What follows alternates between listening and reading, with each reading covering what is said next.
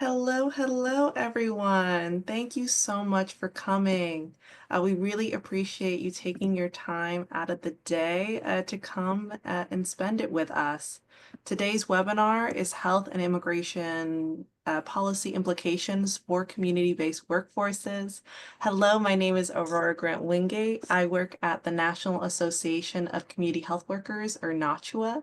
And I also serve as a steering committee member for the Community-Based Workforce Alliance. A few housekeeping items and a little bit of background on our conversation today. We have some different ways for you all to engage with us. We have a live transcript button that you can click to enable closed captioning. We have a Zoom chat, which we really recommend to do comments and reactions for our speakers. We have a Q&A function, as well as a couple polls we're going to be launching throughout the meeting. Please note that any AI note takers will not be permitted during the meeting. And the webinar recording will be made available to all our registrants. A little bit of background on the Community-Based Workforce Alliance. This was an organization founded in 2020 around these community-based workforce alliance principles developed by Health Begins, including recruiting with a racial equity framework, launching a community-based job program, investing in trusted workers, including community health workers, embedded job training and pipelines to local careers, strengthening connections with psychosocial services, strengthening community infrastructure and financing, and CBWA is now an arm of the Health Equity Community Collaborative, which really focuses on elevating community-based organizations through investment in advocacy, democratizing data and information for collective learning, and advancing equity-based policies and principles. Today, we are going to hear from a really wonderful panel of experts about the latest updates on immigration policy and proposed Medicaid cuts. The reason we wanted to bring this topic here to you today is because we know firsthand that community-based workforces are and will continue to be on the front lines of these two incredibly important issues facing some of our most underserved communities. We hope today helps answer some of your questions and importantly, helps you feel supported and that you're not alone in this work. There is a huge community of already over 200 people here on this call who want to support you and join you in this critical work. Before we get started today, we do want to do a quick poll question. We would love to know, have you and or your organization implemented any measures against recent federal immigration or health policy changes? And we have 4 options today. Yes, no, we're working on it, or struggling to do so. And we'll give folks a minute to respond to that poll question. Okay, I think we will take a look at the results that we've gotten so far. Looks like we had a good number of participants. Thank you guys so much. It looks like the number, well, 2 answers are sort of tied. One is no, and a lot of you folks are looking like you're working on it. With smaller percentages, 21% saying yes, and about 8% say that they're struggling to do so, understandably. We hope that today will help you and guide you on some things that you can do. And with that, have the honor of introducing our first speaker, Venus Ginnis, CEO and founder of Dia de la Mujer Latina, Inc. And I will hand it off to you, Venus, so take it away. Hey, thank you so much, Aurora, and bienvenidos, welcome, greetings, and saludos. For almost 3 decades, our grassroots nonprofit organization, Dia de la Mujer Latina's mission has been to empower our Latino community toward health and wellness via our promotoras and community health workers. So why are we here? Well, we have a problem. Medicaid cuts and sudden policy changes are creating a healthcare crisis. 880 billion in proposed Medicaid cuts over the next decade will reduce access to healthcare to millions of low-income families, children, seniors, and people with disabilities. Community-based workforces are overwhelmed. Healthcare providers are already under pressure, and cuts to Medicaid funding will further strain the system. Who's going to fill the gap? I've learned in all of my work that if the challenges are in the communities, then so are the solutions. And in this case, for us, it's our promotores and community health workers. Investing in community health workers is a cost-effective, scalable solution to the challenges created by these policy changes. And CHWs are already trained and positioned to, number one, navigate Medicaid enrollment and retention. They are there to correct misinformation about coverage and care. They are also there to provide culturally tailored outreach and education. And more importantly, they're helping our communities cope with stress and fear caused by some of these sudden healthcare changes, policy changes. So let's begin today with our conversations with these amazing key opinion leaders. First on our list is Bruce Lesley, the president of First Focus on Children, who will provide us with a high-level overview on what we know so far about these proposed Medicaid cuts and how they could affect our community-based workforce. Welcome, Bruce. Thank you so much. I very much appreciate being a part of this conversation. And so I'm happy to talk about kind of where things stand right now on Medicaid.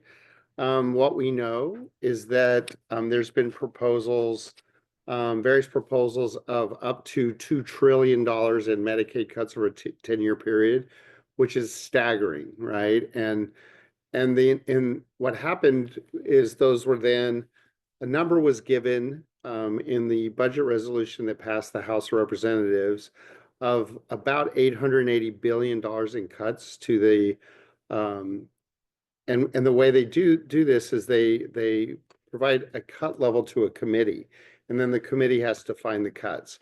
So you will hear people say things like there was no word of Medicaid cuts in the budget resolution. The fact of the matter is they cut $880 billion out of the jurisdiction of a committee where about 93% of any of the funding would be Medicaid. So the idea that it's very clear that Medicaid would be disproportionately harmed by the House budget resolution. The Senate budget resolution looked very different, and there was much smaller levels. And so where we are now is the House and Senate have to come together on what is something that they commonly agree on. I will note that President Trump has shown indications of both sides. He's implied that he wants to protect Medicaid from cuts. I mean, he said it quite explicitly, and yet he endorsed the House bill. So with $880 billion in cuts. So it's a little concerning. And I would also point out a lot of people have just really been focused on Medicaid, but CHIP, the Children's Health Insurance Program, is also in that committee of jurisdiction. So between Medicaid and CHIP in the House Energy and Commerce budget is about 96% of the possible cuts. So this is an enormous threat, and that we are watching very carefully and certainly doing advocacy on. And there's sign-on letters. I want to point to one. There's one right now that I know has been circulated that has to do with the kids. And it's got over 300 organizations across the country. There's also been letters that have come from the disability community and the seniors community. So it's good because I think altogether people are working in tandem to protect Medicaid. A couple of things that have been put on the table, and I will try to point out how they can be threats in different ways to the Medicaid program. There was a list of what would be the steps you would take to reach a level of cuts of $880 billion. So I'm going to start with a few of those that I think that are deeply concerning in various ways, and then I'm going to get to the big one. So the first one is there's been rhetoric around Medicaid and fraud and abuse. There's not a way to legislate that kind of thing. You can't just say, you can't pass a bill that says cut fraud and abuse and then there's a scored savings of some sort. And we all know that's been way overstated as well. But ways that Congress could take action is really complicating enrollment and access to care in various ways and making it more difficult for providers for the work that many of you do in terms of getting people enrolled and really imposing greater barriers on those kinds of things to get people enrolled and receiving access to care and getting claims paid, right? So all those kinds of things would be barriers, new barriers that they could do by legislation or by regulatory action. So that's something to be very concerned about for all of us. And again, some of those could happen without legislation. Another thing that they could do through waivers and those kinds of stuff, but also through legislation would be the imposition of work requirements.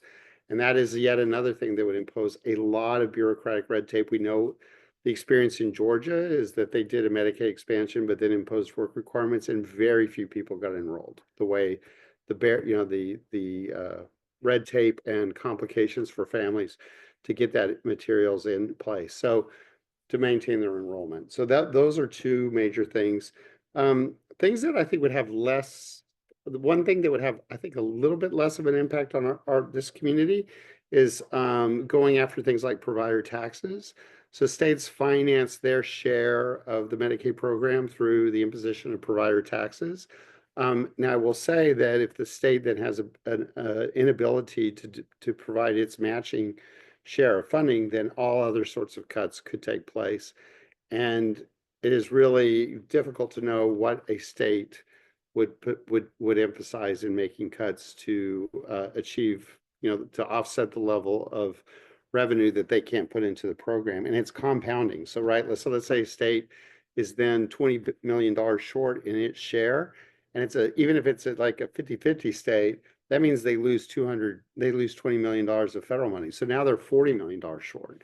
So it's a very concerning threat, and it doesn't sound like, it's like provider taxes. It seems amorphous, but it could have create enormous shortfalls in the program. And that would be the intent of it. The intent is to reach this $880 billion level of savings.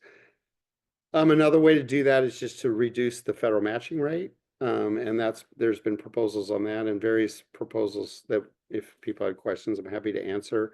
And then the last thing I want to emphasize is this notion of per capita caps. So what is a per capita cap? I'm sure a lot of you are very familiar with this concept, but to give an example of how that plays out is, right now, like so much of Medicaid is in managed care of some sort. So HMOs already, or the healthcare providers already have an incentive to control costs in various ways, right? But when access to care is being threatened, at least beneficiaries and advocates like promotoras and can go to the state and say this care is being withheld. So at least there's an avenue to demand access to care. The problem in a per capita cap is it puts the state on the side of the HMO. The state now has judicial incentives to actually withhold care. So to give an example, like if you're giving the state $3,000 to care for every kid in the state, but a kid in cancer presents and the cost of that child is $5,000, the state then is taking on all the responsibility over and above $3,000. So what's the incentive going to be for high cost care?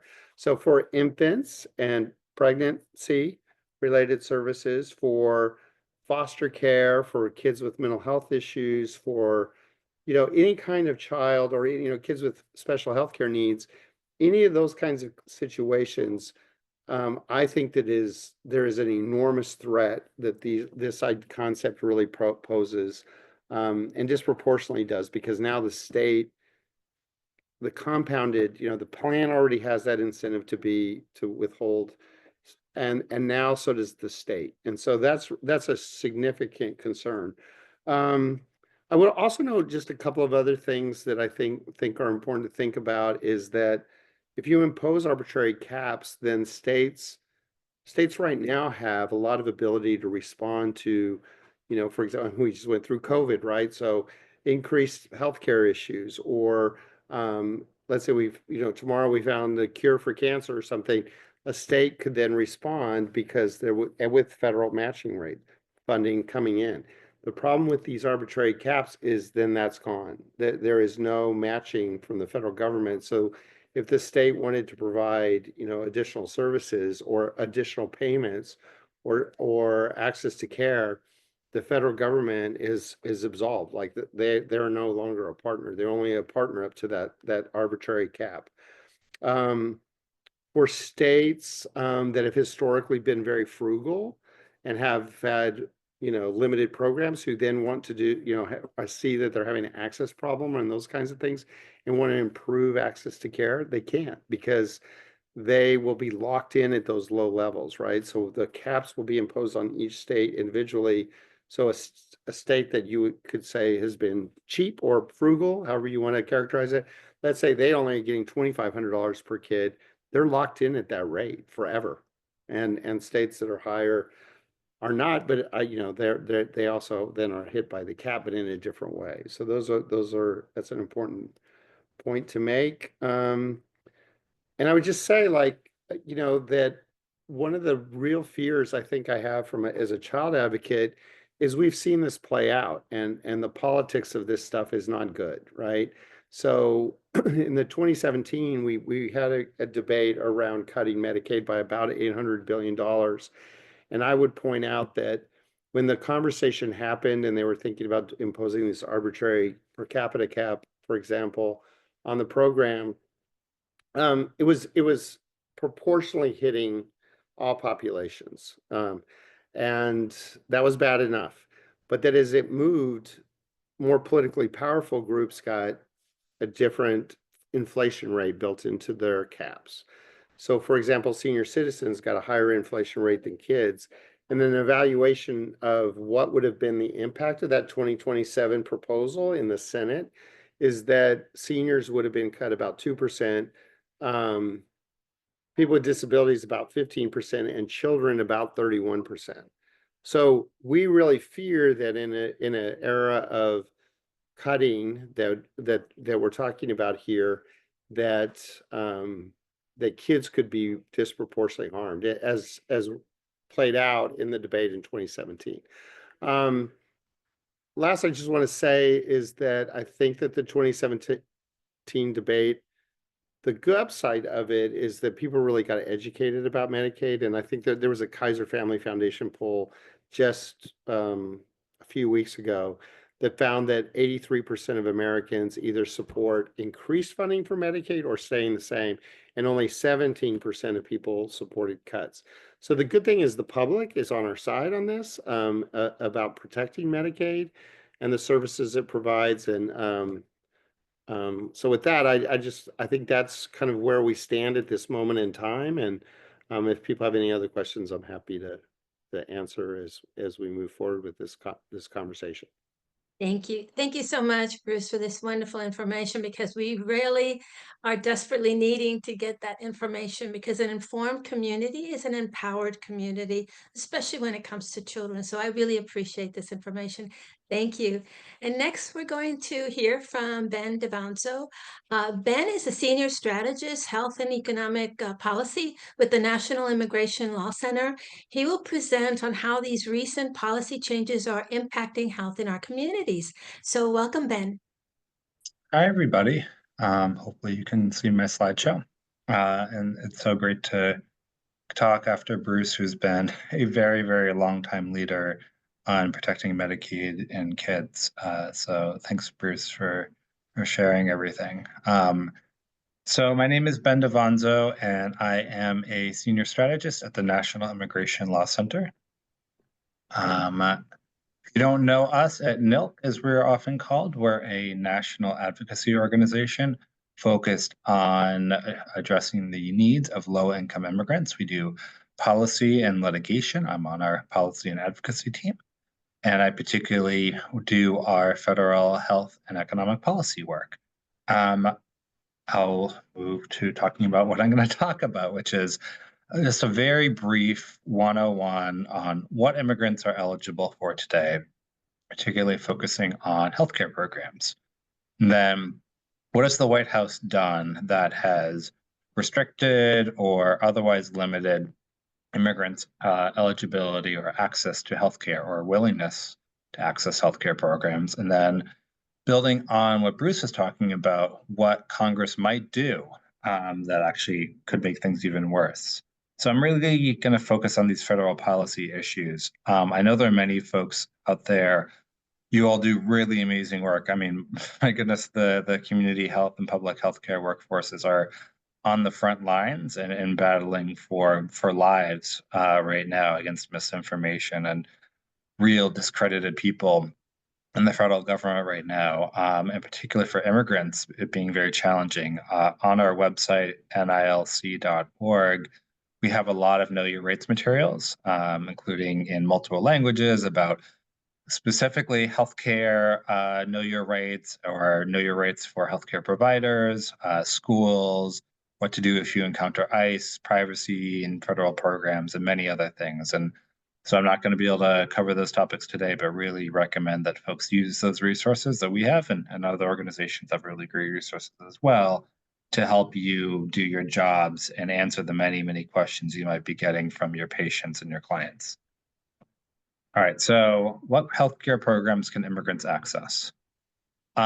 This is a brief list of laws, and I was debating whether or not I should include this slide, but I have to come back to it, unfortunately, later. So the main thing I want to say is that immigrants' eligibility for public benefit programs like Medicaid, like SNAP, like housing programs, is generally governed by this 1996 law, Personal Responsibility and Work Opportunity Reconciliation Act. It's a terrible name for a bill. It's hard to talk about. I'm just going to say it, the welfare law, when I refer to it later. And then a number of other laws expanded or changed, like the Affordable Care Act or the Children's Health Insurance Program throughout the years. But today, that law is really the main thing that's holding back many immigrants from being eligible for Medicaid. And so this is kind of maybe a simplified version of showing who's eligible for what with all immigrants, including immigrants without lawful status, also known as unauthorized or undocumented immigrants, are in that big circle. So all immigrants can get emergency services. If you get hit by a car and you taken to the hospital, you can get what's called emergency Medicaid if you are otherwise Medicaid eligible, except for your immigration status. And similarly, immigrants can also go to federally qualified health centers or health clinics to kind of get basic primary care, community care. But other than that, undocumented immigrants are basically mostly ineligible for Medicaid. There's then the next level down of immigrants, lawfully residing and present immigrants. These are generally immigrants who are here with some kind of immigration status. People with, of course, green cards and humanitarian immigrants, but also people who are here on different types of visas, people who are here in deferred action or with temporary protected status. So those immigrants are eligible for the Affordable Care Act. So they can get and apply for subsidized private health insurance through the Affordable Care Act. And it is a much broader category of people than who are eligible for Medicaid. That population, also depending on some states, is eligible for Medicaid and CHIP for people who are pregnant as well as for children. And I say this is all from the federal point of view, right? States like California, I know there are many folks on here from that state, and have gone way further and used their own money to cover immigrants on Medi-Cal. States like Illinois have done so as well. Oregon, Washington, Colorado, Utah, Connecticut do so to greater or lesser extents. And I'll get to that in a second, but this is all about federally funded Medicaid. And so with that, this narrow group of qualified immigrants are the folks who are eligible for federally funded Medicaid or Children's Health Insurance Program. So qualified immigrants is just green card holders, also known as lawful permanent residents or LPRs. And then the rest of them are different groups of humanitarian immigrants, like people with refugee or asylee status, certain people from certain countries and certain conditions, certain victims of crime. It's a very narrow list. And many of them actually have to wait, such as green card holders, for 5 years before they can get Medicaid. And so unfortunately, there are absolutely immigrants who are eligible for Medicaid, but there are many who are not, and it is complicated for someone to figure out whether they are or are not eligible for Medicaid. So people who are not qualified immigrants include people with TPS, people with DACA, people who have applied for asylum, people who have applied for U visas or U visa recipients. So there's many types of immigrants that are not eligible for Medicaid. However, many of them are eligible for the Affordable Care Act, or in some states, they can get Medicaid if they're pregnant or a child. And so this list kind of walks through, and this is all available on our website and healthcare.gov and other resources. So don't worry about having to know the ins and outs. This is kind of just to give you a bit of the state of play so you can understand what we might be seeing from policymakers, but also to give you a bit of a sense and direction of you have community members coming up to you who need health insurance and trying to figure out, well, can they get Medicaid? Can they get the Affordable Care Act? What can they get? This hopefully gives you a little bit of direction on that.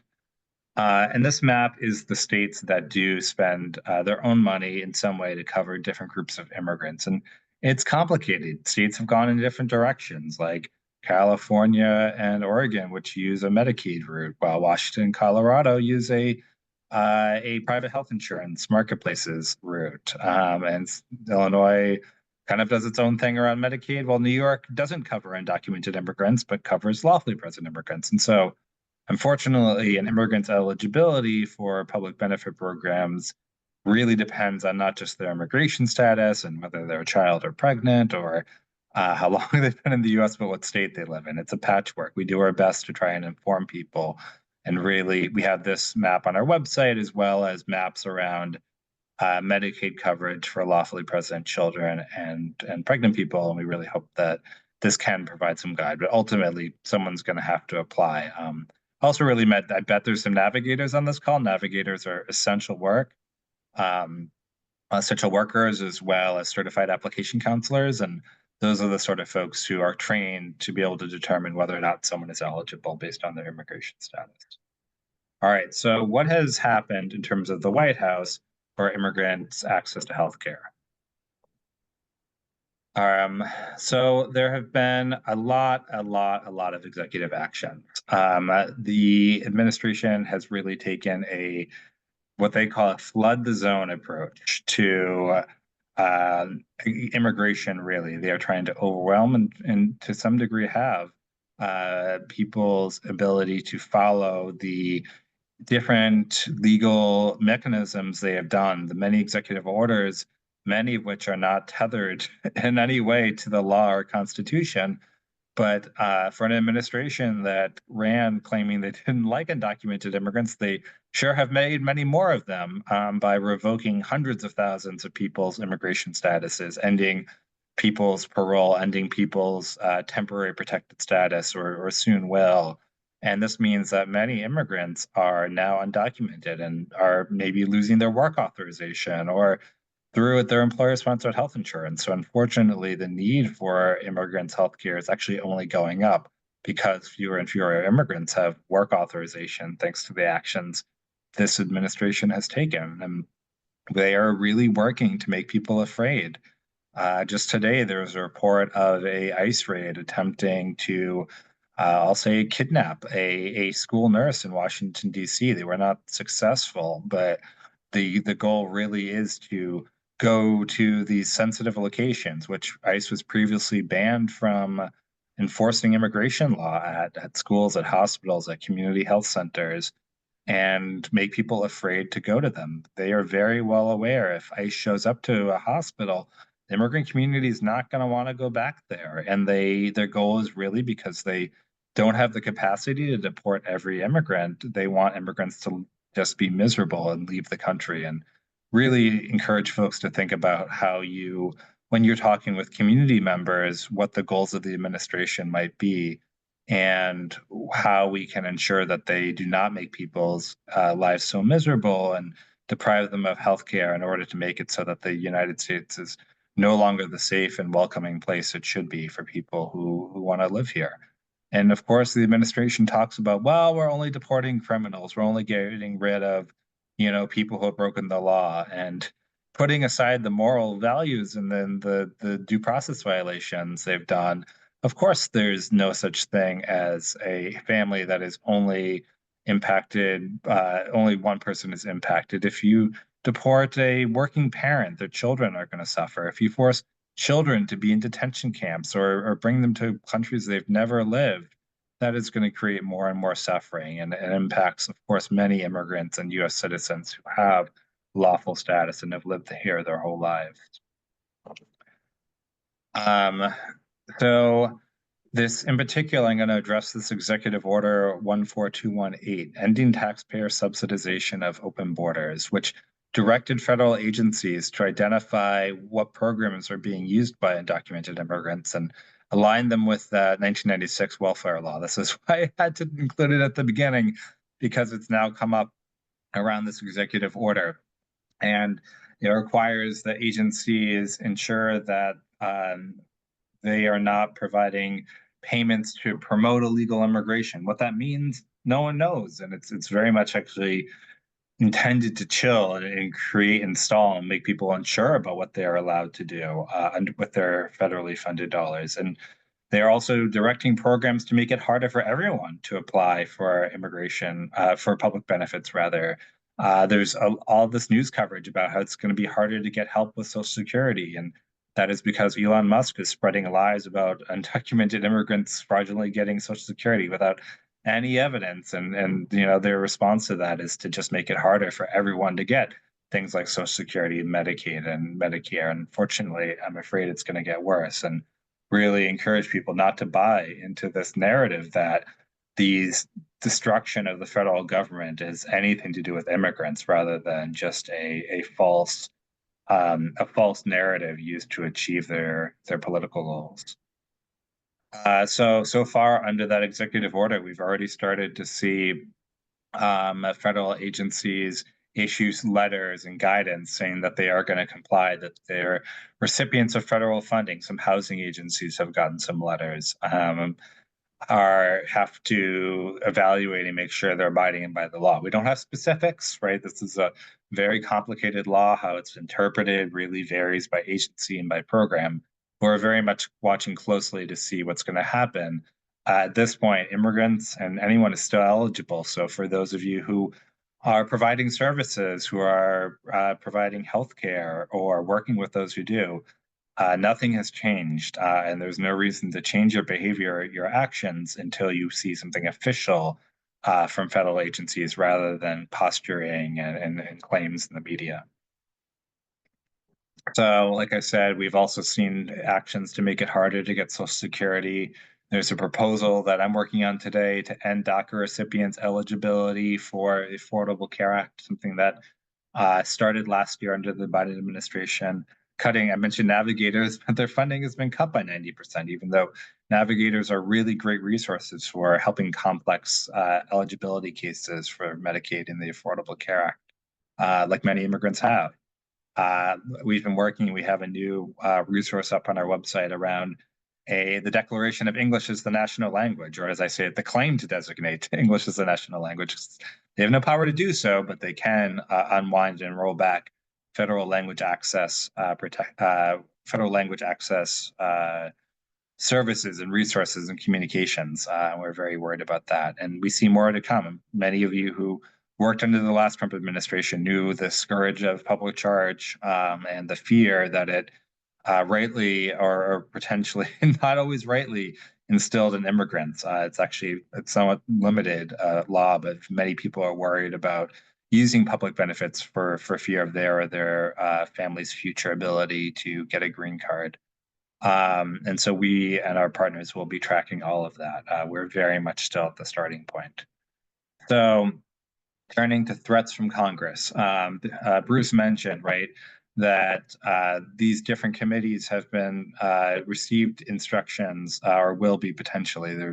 There's some ins and outs and politicking about, what the Senate's going to do and what the House is going to do, but we very much believe that they're going to not only cut spending, and that's what that Energy and Commerce Committee decreased spending by $880 billion, as Bruce said, that's almost entirely Medicaid means. They're also going to spend up to $350 billion on immigration enforcement, on ICE and Customs and Border protection. And what that means is it's going to be very harmful for people's ability to feel safe. ICE already has a lot of resources, and they're just going to get a slush fund in terms of money to spend on whatever they want.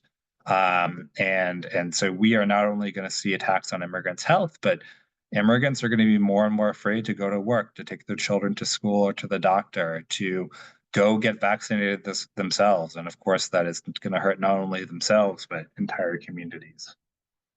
And so, as Bruce was mentioning, they're proposing these cuts, right? And these cuts are going to be, of course, used to pay for 4.5 trillion or more dollars in tax cuts, as well as that increased spending for Department of Homeland Security, as well as the Pentagon. And they're proposing to make cuts. They're proposing to end all non-citizens' eligibility for Medicaid.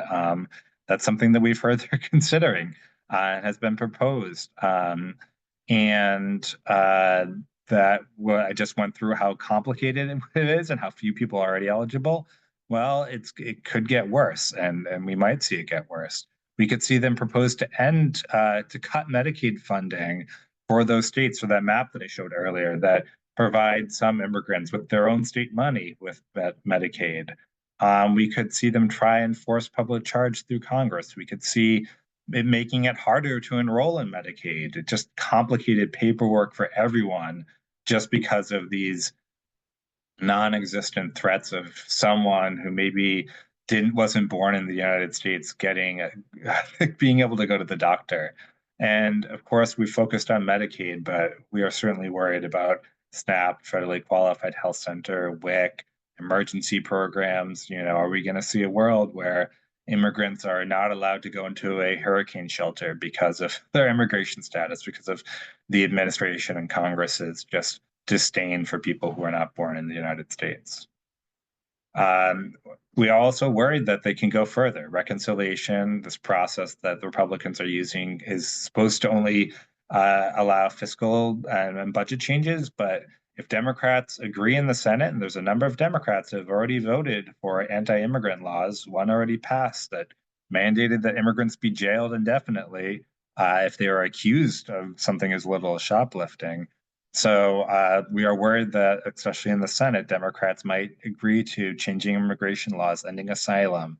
But also, right, this is something that people are going to talk about. Well, why aren't they going to do something to create a pathway to citizenship for dreamers who are in a very perilous status? And are they going to actually abide by the rules that they're supposed to for this process? And so we're very much going to be watching all of that, and apologize for that little bit of inside DC, but it's so important, as you all are the best advocates who can speak to policymakers, who can speak to the media through social media about your communities, about what you're seeing, and about what it would mean if things got so much worse. And so I appreciate the chance to provide some information with you all. I know it was a lot, but I do hope it was at least something to both help your communities, and then help you advocate to not be silent at this time of very great challenges for immigrants and those who serve them. So I appreciate the opportunity.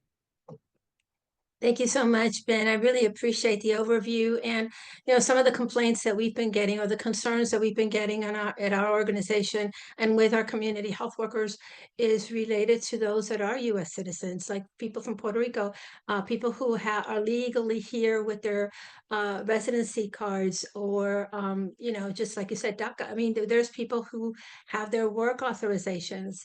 that's a legal document, and they're concerned because they have already been victims of these rallies. And so we're really concerned about, for us in our organization, for the mental health care, and what's going to happen now is the increase of mental health disorders, this anxiety, stress, stigma, depression, all of that plays into the health of somebody who perhaps has diabetes or cancer or anything, like any chronic disease or infectious disease. All of that stress is going to make them worse. And it's going to be a domino effect, because they're going to end up going to the hospital for something that could have been avoided if we had provided them with some dignity, some respect, because they are here legally, but because of the language they're speaking or the color of their skin, they're being profiled. And that's a concern of ours. So I really appreciate this, Ben. Thank you so much. Yeah, you're exactly right. It's penny. I don't even want to call it penny wise, but at best penny wise, and pound foolish by a million. So you're totally right. Thank you. And I'm going to, do you have the slide already for us? There you go. Okay. Just a brief comment. Our organization has been blessed to provide health and wellness to our communities that need. We first started with our first Healthy Fiesta, where we provided our Latina community with breast and cervical cancer because of my breast cancer experience and my sister's untimely death to cervical cancer. And I had no idea God had other plans for me to launch this program to continue to empower promotoras and community health workers with really solid, good information and ways for them to debunk misinformation. So I'm not going to take too much time to talk about me, because I have two outstanding subject matter experts that I like to introduce you to, and that's Maria Lemus. She's the executive director of Visión y Compromiso, and Brandie Bishop, the CEO of the National Black Doulas Association. And I'd like to welcome you both. And let's start with you, Maria. Tell us about your organization and what you're seeing, what's going on in your community. Thank you, Venus, and thank you for all the great work that you do. Ben and Bruce, that was amazing information. I feel like I need a limpia. I need a cleansing, an emotional cleansing after that. It was so intense. But it's so relevant and so important to what's happening today. Visión y Compromiso is a national network of promotoras and community health workers. We focus on the Spanish-speaking immigrant communities.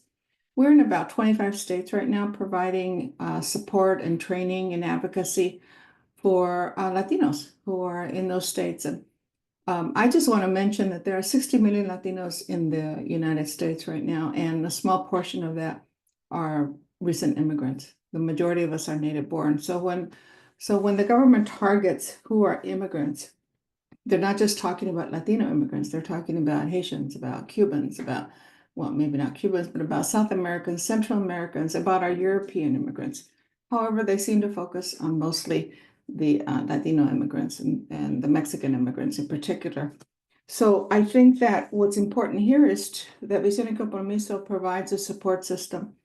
We really focus on that natural leader, that community person who could be your mother, your aunt. We provide leadership, training, and advocacy so that they're the advocates at the community level. With all of the cuts that Ben mentioned, the community leader is even more important right now. They're the ones that are learning, that are training, that are giving the information, that are walking the blocks, talking to families, having the cafecitos, really building that trust so that we can talk about what's happening in your community. We can talk about the Know Your Rights. We can share that information. We can help them as their fears are exacerbated by the possibility that they may be picked up and shipped. What happens to their families, to their children? We're helping them build that out. We're taking food to them for those that are sheltering in. We're just providing as much information as possible. We have a series of Know Your Rights, which many other organizations do also, but we also have a series of wellness trainings that we're offering. The emotional toll on this is huge for our communities. It impacts our children, it impacts our women, our men. And so we do a lot of wellness training to build up the support system, that emotional support system, to get from one day to the other. Imagine I'm born here. My parents were immigrants, but I carry this with me all the time. It's my passport because I look like who they have characterized. And I don't know that they might pick me up. And by the time I get through, through all the legal mess, who knows how long that'll be. That's the fear factor that exists with us every day. And so what Visión and Compromiso does is we fortify our leaders, our community leaders, our promotoras with information so that they can continue to share, help with the planning, hold their hand. I mean, promotoras come up to me, community comes up to me, and they just want to hug because they're so afraid. Mothers are afraid. Imagine being ripped away from your family, from your children, and not knowing what's going to happen. That's what's happening because that's what the media is saying. That's what the government is saying. If you look at that one commercial that says, we want you to come back the right way. I mean, how intimidating is that for our families? So promotoras across the United States, in every state, are really important as leaders, not only in the past for navigating health and wellness and mental health, but now really they're the core of this invasion, this personal invasion that's going on. They're the ones that are helping. So my plea, and if you look at that other, is to really look at how to support community-based organizations, which is what promotoras are associated with. Happy to answer any more questions. Well, yeah. So now, Brandie, share with us about the National Black Doulas Association and what you're hearing from the individuals you serve. Of course, and I just want to thank everybody. I am so honored and grateful to be before you guys today. I know that the work that we do is so interesting. When you think about the community and you think about the intersections between various community needs. And so I've been a doula for about 15 years now. I am the owner and the CEO of the National Black Doulas Association. And I want to ground, kind of the conversation in the fact that we serve Black and Brown families and we train people from a lot of different varieties of as far as walks of life, right? So while we are the National Black Doulas Association, we consider ourselves to be a safe place for Black and Brown doulas. That's what our membership is comprised of. We have about 5,000 doulas around the U.S., and we are hearing a variety of different things depending on what state some of our doulas are practicing in. I think one of the things to make note of right off is the fact that doula services being covered by Medicaid or any kind of insurance company is really a very new concept and idea. And when I was growing up, one of the things that my grandfather would often say is, the last thing to go is typically the first thing to leave. And so one of the unfortunate truths is that because doula services being covered by Medicaid is such a new concept that a lot of different states who started out with pilot programs have since, not continue with those programs or stop those programs. A lot of those programs were birthed out of the need that we seen post COVID, right? And so pre-COVID or just in general, I'm not sure if everybody knows, but the numbers for maternal health here in America are staggering, right? We know that we are unfortunately in a state of emergency, specifically for Black bodies giving birth here in America. The information that we have from the CDC lets us know that 4 to 6 times more likely is a Black body to die during childbirth or in that immediate postpartum period afterwards. And those that follow those numbers are our brown brothers and sisters who also have pretty high numbers as well.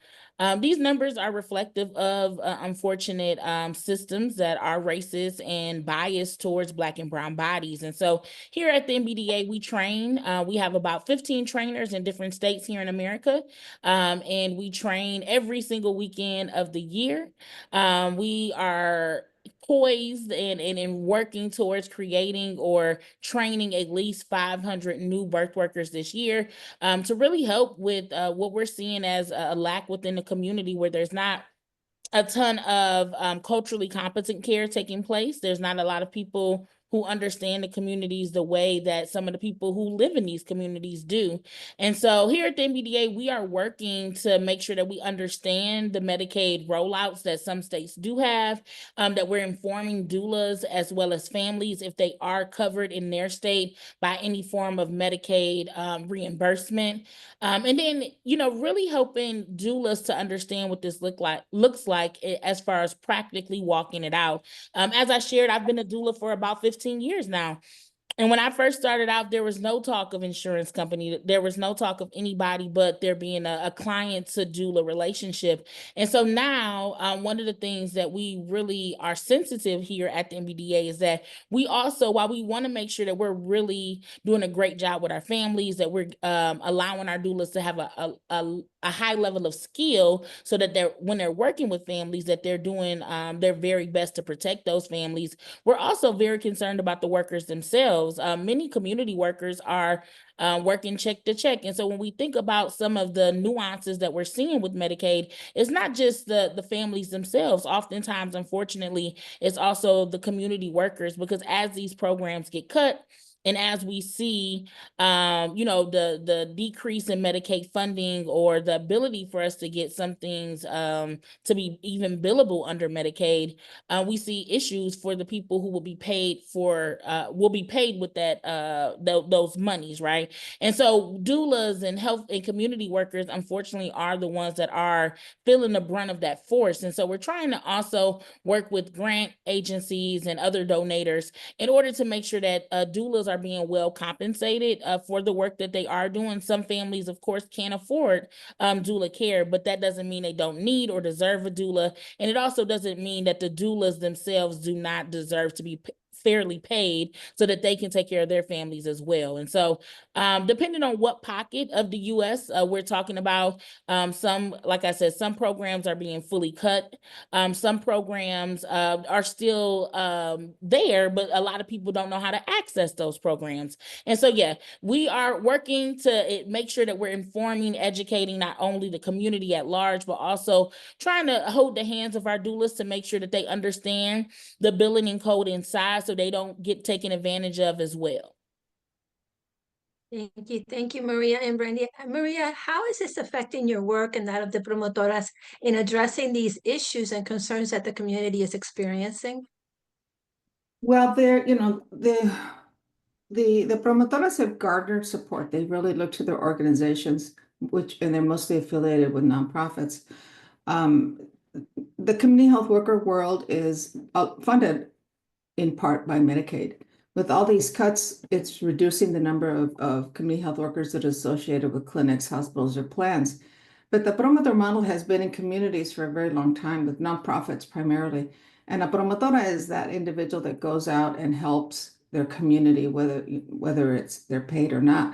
It is a natural thing. And so if you think about who that person is, we continue to build their capacity through Visión and Compromiso with learnings and information. And they want to go out and help their community.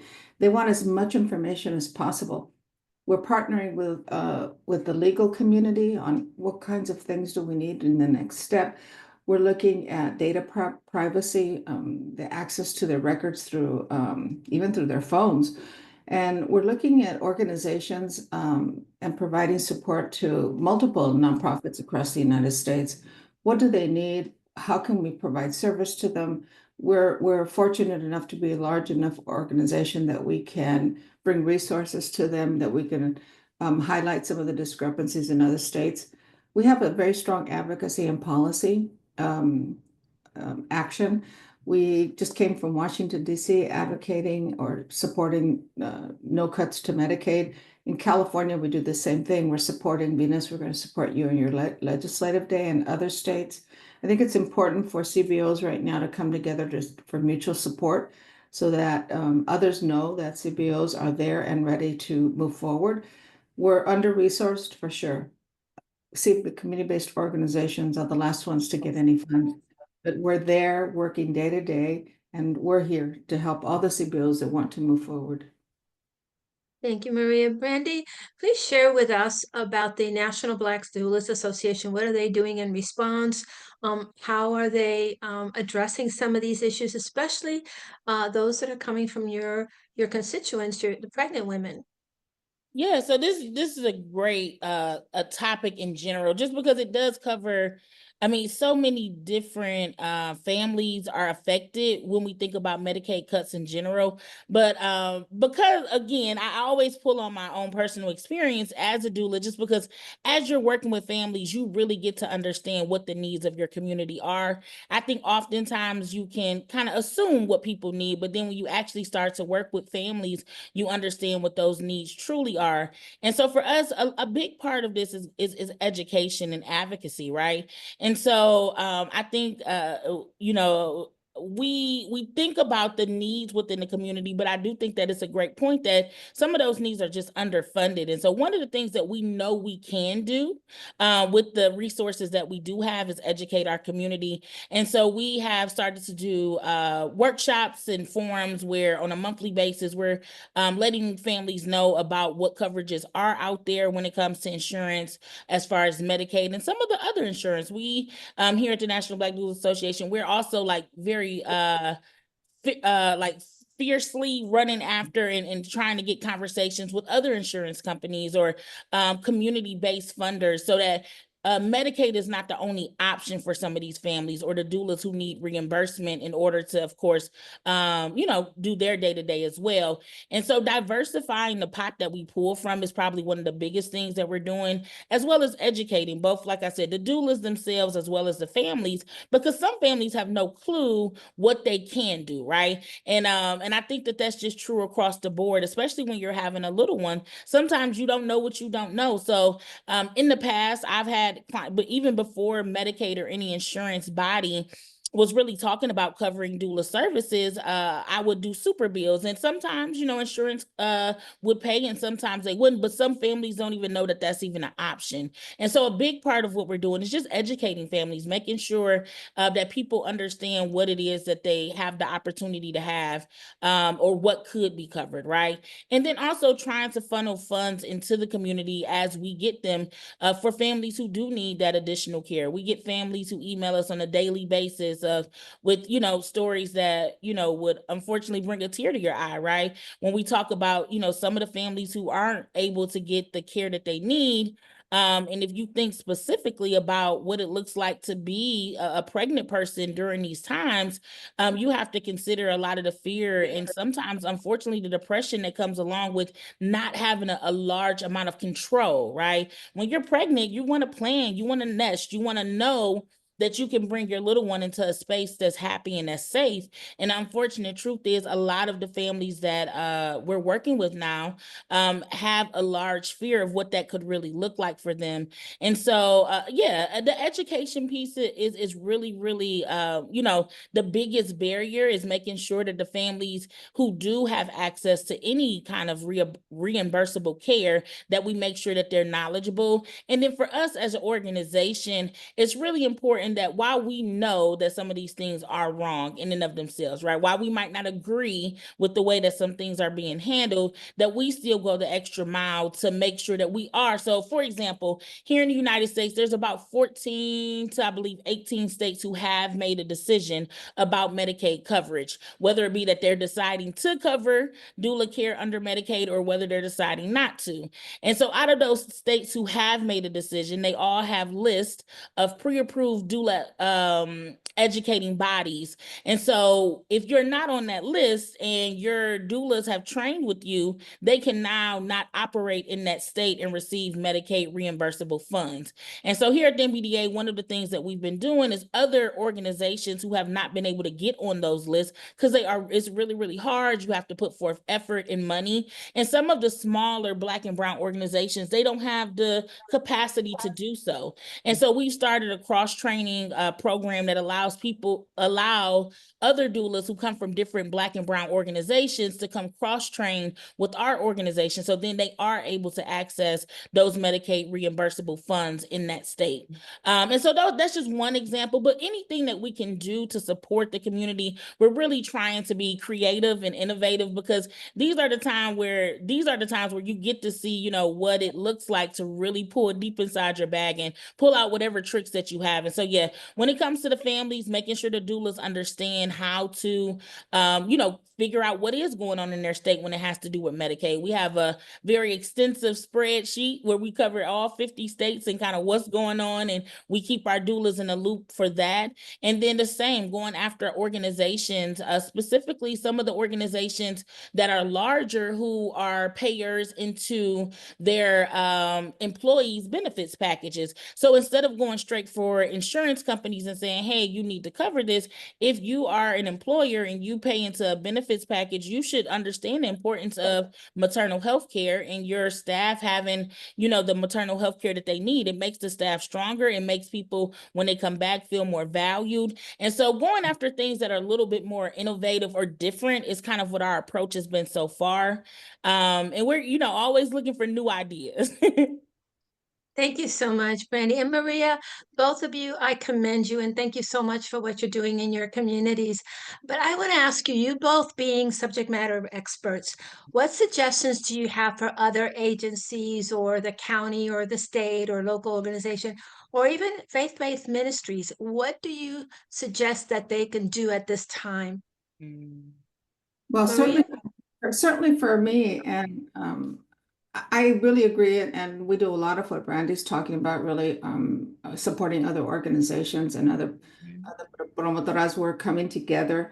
I just want to make one notice here that for Medicaid recipients, we have about 70 million that impact children, seniors, and those with disabilities and low-wage users. 42 million of those are people of color, 20 million are Latinos, and 13 million are African American. Those are huge numbers. When you think about who we are across the United States, it is the grassroots organizations, it's community organizations like Brandie's and ours that are going to make that difference. So I would encourage people to focus on those community-based organizations that are really doing the work on the front line, that are supporting with education, information, support systems, that can reach out to all these sectors that nobody else can reach out to. We're not a number. We're not 20 million. We are moms and dads and grandmothers and workers. We're young, we're older, we're so diverse that I think I'd like for us to disaggregate this number and who are Latinos and who is our immigrant community. Instead, go to the community-based organizations and ask them, how can we help you? Sometimes it's funding, sometimes it's legal support, sometimes it's other kinds of things. Promotoras are always going to be out there. I just must say, with or without, we have a saying that with or without money. If social change doesn't happen because you have a grant, it happens because you have leaders like Brandie, like Venus, and others who are going to do it no matter what. You're gonna save our community no matter what. Yeah. That's kind of the way we are. I mean, Brandie and I are in the same boat. We're gonna go out there no matter what. But it doesn't hurt to have some financial support behind it and some recognition for who these community-based organizations are. So my call would be is go out and look at who's doing the real work. Do not intellectualize the process. It's not an academic discussion about, the numbers and the discussion that Bruce and Ben had are wonderful and they're important. The reality is between us. It's who touches that mother, that grandmother, that dad, who's there to help that child who doesn't know what's going to happen the next day or if their parents are going to be here.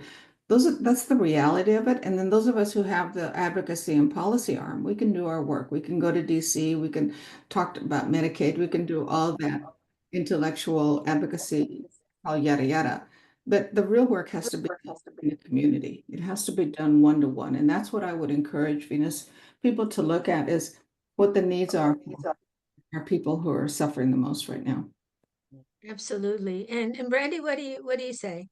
I apologize. I totally agree, Maria. I think that, like you said, there are people who are just poised. This is something that I'm passionate about. And so whether or not, the funding was there, like this is something that I have the and let's just say luxury, right? Because some people don't have the luxury of doing something that they enjoy no matter what, right? And so when we think about the leaders in our communities, the people who are standing up, who are taking on the mantle, it's true. We need to make sure that we're supporting those people. And so one of the things that I've been saying quite often, I think this year, is that it's really nice when you look up from chopping a tree all day and you see other people chopping a tree, right? And meaning that we're all in this together. But I'm not a policy person. I'm not somebody who is able to do all of the things. If you do your thing really well, I feel like when we look up and we see other people, it encourages us to keep going. And so I'm always looking to other organizations, seeing how they're supporting their communities, and it gives me the encouragement to continue and to support my community as well. I do think that one of the biggest things that we can do is to make sure that we're spreading the word and letting people know. I think that sometimes that becomes such an old school notion, is that you spread things throughout your community. But I think that for Black and brown folks specifically, we're just spreaders of news typically by word. I trust somebody who tells me something because they look like me, right? And so if you know of organizations that need assistance, or people who could get support at various organizations, I think it's incumbent of us to make sure we're spreading as much information these days as possible, just because we know that there's incorrect information out there. And so we want to make sure that we're the ones who are advocating and spreading the correct information.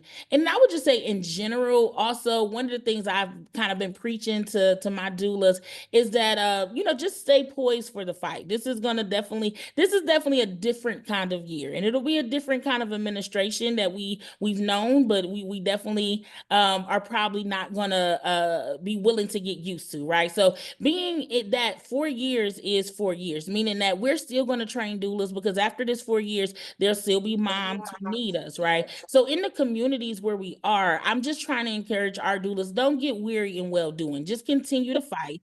I understand that it's hard, but one of the reasons we got into this is because we knew that the communities that we're serving need us. The unfortunate truth, and one thing that really gave me the extra charge that I needed this year, was that the numbers for the last couple of years for maternal and infant loss came out earlier this year from the CDC. And what it showed us is that every single demographic of people has had a decrease in maternal loss this year, but Black women. And the smallest degree of loss was for brown women. And so in a general sense, what we're seeing is that while things are changing, things are getting better, it's not happening for the Black and brown community when we look at maternal and infant loss. Those numbers are much higher than any other country. They're much higher than any other people group here in America. And a lot of that has to change. And so I think that just continuing to make sure that we have those calls to action, that we look at the numbers, and while the numbers only tell half of the story, they definitely give us a good way to say, okay, this is what the narrative is showing us. So whether you're somebody who gets to the joy that I've had of being at 400 plus births, or whether you're somebody who just has one child yourself, you understand that when you're going through pregnancy, this should be a vulnerable time. This should be a time that you're allowed to let your hair down and enjoy this season. And for many of the Black and brown mothers that we're serving, they don't have that ability to be vulnerable during that time. And so I would say for faith-based organizations, especially, making sure that we are taking part in any of those advantages that are out there. One of the things that we did last year is we chose 2 churches here in the Metro Atlanta area, and we sponsored trainings for 5 of the congregation members, right? So they not only were trained as doulas, but also as community health workers. And now they stay at their local churches to assist with those things. And so sponsoring trainings, getting people involved within your community that might just need an extra push. They might have all the makings of a leader, but maybe they don't have that finance that they need, or maybe they don't know how to get started. So I would say spread the information and make sure that we are making it very tangible for our communities. And I think last but not least, I would say in the same vantage point of, it's 4 years will be over soon and we need to continue to train. It's just do not allow for community health workers, doulas, any of these roles to become things that are now swept up under the rug, right?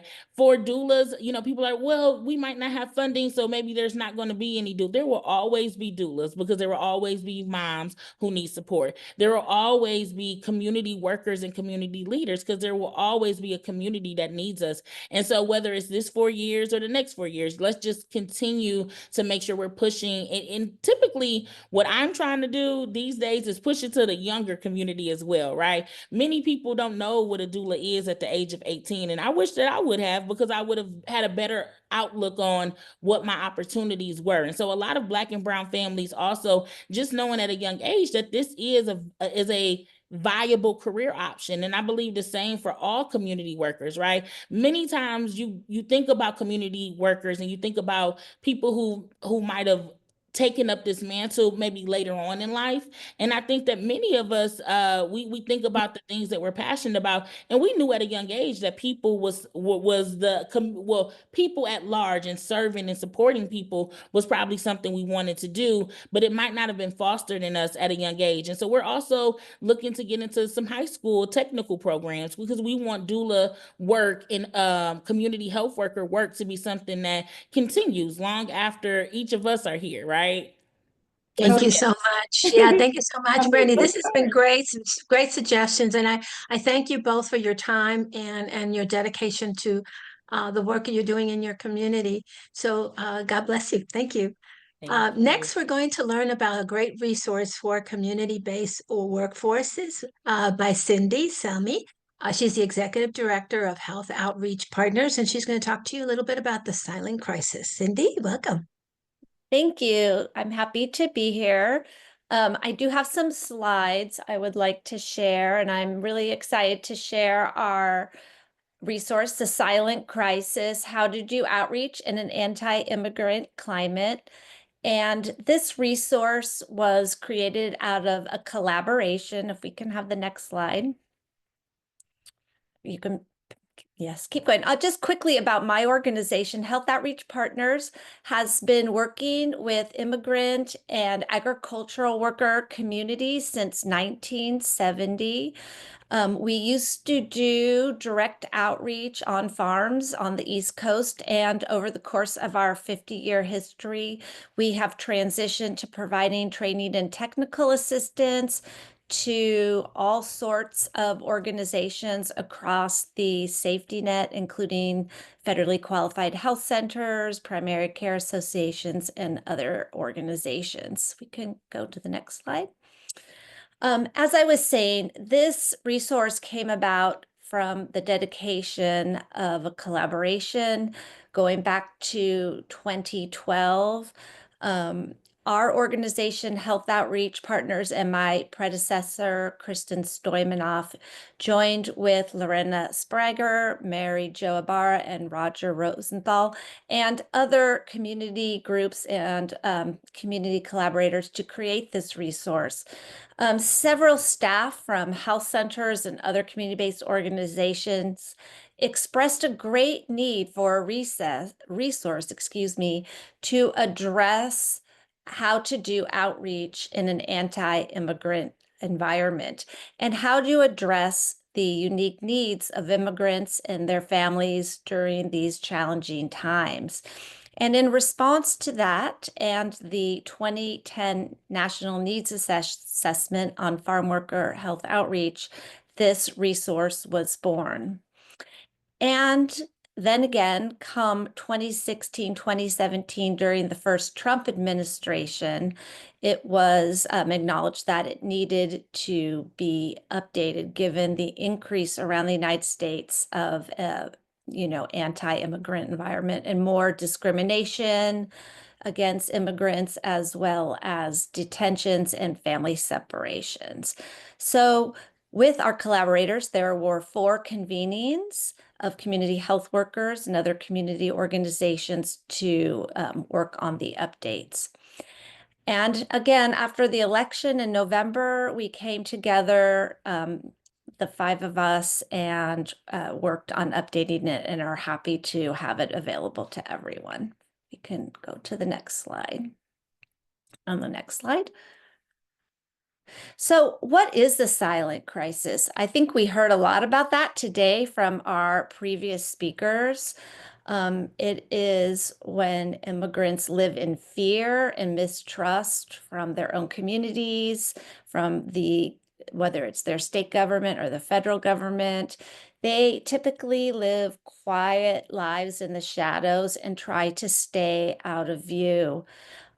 Sometimes they have fear so high that they are only able to interact and trust a few family members. Um, Immigrants feel powerless. They don't have control over accessing healthcare, taking their children to school, accessing healthcare. Many times they go without healthcare, oftentimes till they're very, very sick when they could have accessed care early on and been able to alleviate a problem before it became an actual crisis.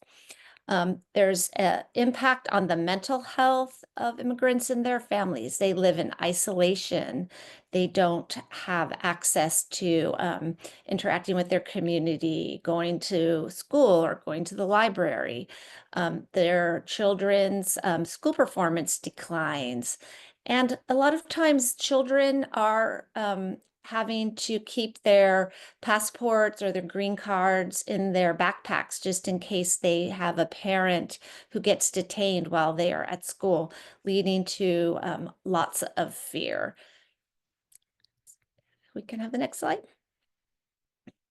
So we have this resource, and who is this resource for? This resource was originally created for managers in community health centers as well as their staff, but it quickly became a comprehensive resource for teachers in all schools, from elementary school through at the college level, as well as people from all medical and dental practices, social workers, administrators, and particularly those out in the community, such as caseworkers, community health workers, promotors, all enabling services staff, home health workers, anyone who is a trusted member of their community. This is for you. And this is a resource to help you strategize with your community members and look for the barriers and the challenges that are unique to your community and be able to create a plan with either your immigrant community members or your social services and other safety net organizations to be able to address those challenges and barriers. So each section of this resource, if we could go to the next slide, identifies a barrier and provides solutions, strategies, and resources, as well as place to make notes and create a plan. And before I go on, I just want to make a note that this is not meant to be a substitute around immigration law. We have lots of resources in the silent crisis that can direct you to a proper legal aid organization or attorney's office that specializes in immigration law. This is not a substitute. This is to work with your outreach workers and community health workers to identify what are the barriers and how to support the community during these very difficult times. So the topics and the sections of the resource are as noted on the slide, which is actions against immigrants. Next, we move to when immigrants experience mistreatment and discrimination, the impacts on mental and physical health, the impacts on children and families, the fear of getting healthcare and other services, misinformation or lack of trust. And then we have a section for community health workers and promotors and other frontline staff that experience burnout, compassion fatigue, and secondary trauma.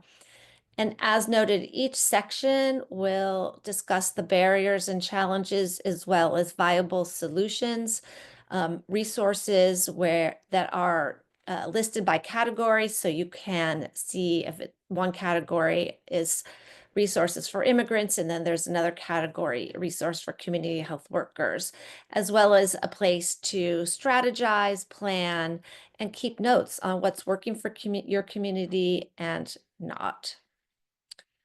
And that is it for me. Please follow us on social media, and I'll take any questions. Thank you so much. Thank you so much, Cindy. I know that there's a lot of questions from all of our amazing speakers, but unfortunately we're running out of time. So we have actually time for one question, but before we leave, I'd like to let everyone know your questions are important. We will try to do everything to put together a Q&A form so you can go ahead and get your answers, get your questions answered somehow. So just give us a little more time, but your questions are, and your concerns are important. So I really appreciate everyone that's been on the call today. This is trying times, but we will get through this, right? We are a resilient country, a resilient people who have done so much and know so much and continue to do so much. So again, thank you, all of you, and it was my pleasure to moderate these presentations, this webinar. Like I said, we have one more question. I think one of the questions that keeps coming back is, what can we do? What else? Did we miss something? Was there something that a presentation that should have also been on this webinar? We want to hear from you. So please let us know what you think, and you can either put it on the chat or, I don't know, Rachel, Brianna, how best can we do this? We have a poll that we'll launch that will collect those answers. Okay. So thank you all, and I think I'll turn it over to the health leads. Thank you, everyone. What a fantastic presentation and discussion today. And so I know we have a couple more minutes. And so before we do that, I'd love to just, if all of the panelists and Venus, yourself as well, if you could all just share what's one takeaway, what's one thing that you really want the audience to take away from our conversation today. And so Cindy, I'd love to start with you if that's okay. I'm going to agree with what Maria had said, and that is to really trust in the community health workers and trust in outreach workers, and to provide them with as many resources and support as possible. Because what I've learned throughout my career is the communities trust those folks as the first line of healthcare.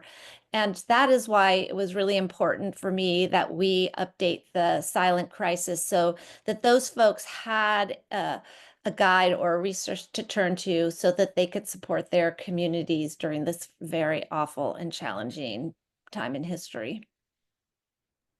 Thank you, Cindy. Next, I'd like to go to, how about Ben? What's one thing that you really want to emphasize for our audience today?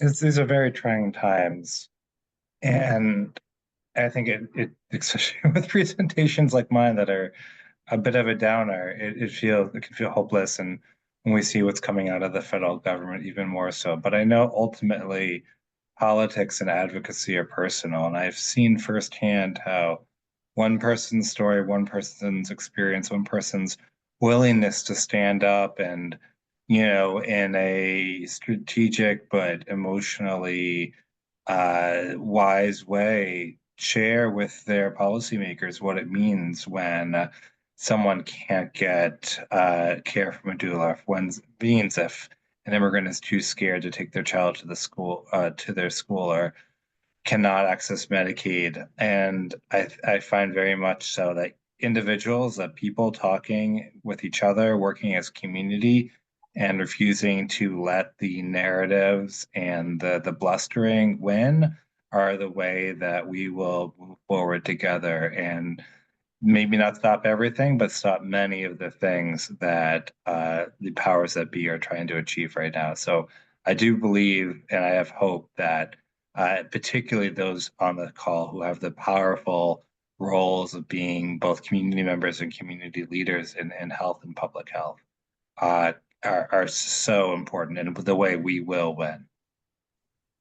Thank you, Ben. I really appreciate that. And I think, yeah, that's such a good reminder, especially when everything feels so dark and trying. Bruce, I'd love to go to you next. Yes. I would say I would agree wholeheartedly with what Ben just said. I think that you know, my presentation was probably pretty bleak, but I have a lot of faith that the public, I think the numbers show the public overwhelmingly is on our side, and that I agree that the stories that everyone on this panel have talked about and the importance of healthcare and supports to families are just so critical. And I think it's really easy for people to get focused on the program. You know, look, I'm a Medicaid, advocate for, many, many years. But I think it's the stories. It really is. It's really putting the more tangible what's happening on the ground to people, and people understanding, like, you're attacking moms and babies and people with disabilities and communities, and that resonates in a whole different way than, I actually think I wouldn't even focus on the number, the 880 billion. It's so big that it's not tangible to people. It's like you can't even get your head around that. But like the fact of what everyone on this call just talked about, those are real tangible things, and that's where I would emphasize it, and I think that's where we win and protect the program. Yeah, no, I really appreciate that. And I think to your point around, stories matter and people's perspectives matter. And it makes it so much more real when you hear this astronomical number that doesn't even make sense. Right. Thank you, Bruce. Next, Maria, what would you like to emphasize today? I'd like for us to remember that this is not new for the United States. Having been born before 1964 during a segregated America, when blacks and browns and whites were separated, and I grew up that way, this is not new. This is not a new America. It is kind of revisiting the old America. But what I remember getting through those years was this family that you form around, this mutual support, mutual advocacy. I think that we have to remember at the community level that we need to help each other. We need some resources to help each other. But as I tell promotoras, they think it's their fault that this is happening. It's not. We have a history you go back to 1776, we have a history. But our newest immigrants don't know that history. And they come here and they see this oppression and the segregation, and we're in an apartheid country in many ways, and they see it and they don't believe it because the American dream. And so the reality check for us to them is to say, it's not your fault. It's not your fault this is going through. It is a history. But as we survived all these decades and we get to the point where things are changing, it's a point in time, and it's 4 years, and hopefully it'll change again, and the pendulum will swing. And that for me is the saving grace, having seen it before, seen the way it changes, and the hope and the belief that it will change. But we have to have mutual support. We have to organize, we have to advocate, we have to vote, we have to do all those things that are required of us. And we can do it, but it is education, it's information, it's that community support system that will get us through the next 4 years. Yeah, I completely agree. We're all stronger when we're working together on this. And so really appreciate your insights today. Brandie, I'd love to hear from you. Yes, and I'm actually gonna keep my photo up, Maria, just because this is one of my favorite photos. It has a lot of our Black and brown moms from a workshop we did last year. So a lot of those moms in those pictures are actually clients of mine, previous clients. And like we were mentioning earlier, sometimes the numbers get in the way, right? The numbers are important. They tell the story. They help us to understand that this is not happening to one person, two people. It gets us behind the fact that this is a large, robust, right? But these are faces of moms who at some point during their journey, they needed an advocate. They needed somebody to care for them. And so I think that my takeaway is just be innovative. I think that oftentimes some of the best ideas come from some of the worst situations. And doula care in general is one of those things, right? To be a doula means that you can be a rose that grows from the concrete, that you can understand that tough times does not mean that beautiful things can't happen. And so I agree with everyone. This is a tough season to be experiencing the America that we probably were hoping for, right? But I think that the reality is that being in community means that you can find beauty in really hard things. And I think that the way that we move forward, the path forward really is made with innovation. It's not that we can't do it. It's just that we are, like Maria said, we're in a very similar situation to some of our ancestors or maybe even some of our grandparents. But the difference is that we got to learn this time. How do we do it different? How are we innovative? How do we push the needle forward? And so whether it's partnering with, other organizations that do different work from yours, one of the things that I've really been trying hard to do this year is not look at only organizations that do similar things as us. When we're looking for grant funds, one of the best things you can do is find an organization that doesn't do what you do. So you can find a grant that maybe, you can get some funding and they can get some funding. So things like that, be innovative, be collaborative, work together. Don't reinvent the wheel because as Maria said, this is not new. We know how to get out of this, but we got to be a little bit more innovative. And to the points that were shared earlier, the numbers, they do matter. And I'm a little bit of a nerd, so I like the numbers from time to time, but I definitely understand that the faces are what allow us to know what the heart of the house is. Why are we doing this? And so, yeah, let's continue to move forward in collaboration and innovation.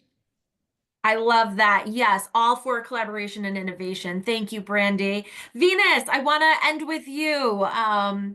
Take Hey. Venus. Yeah, so I concur with Maria and Brandie. We've been here before, and I started voting in 1969. So I've been through a lot of these highs and lows with our different presidents and administrations. We'll get through this because we're gonna get through this because we are a community, and if the challenges are in the community, the solution is also in that community, and we just need to continue to collaborate with each other.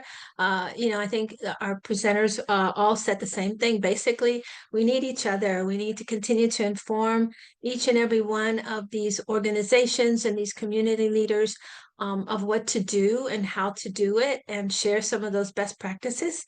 And, like I always say in Spanish, la lucha continúa. Thank you, Venus. And thank you, everyone, so much for joining today.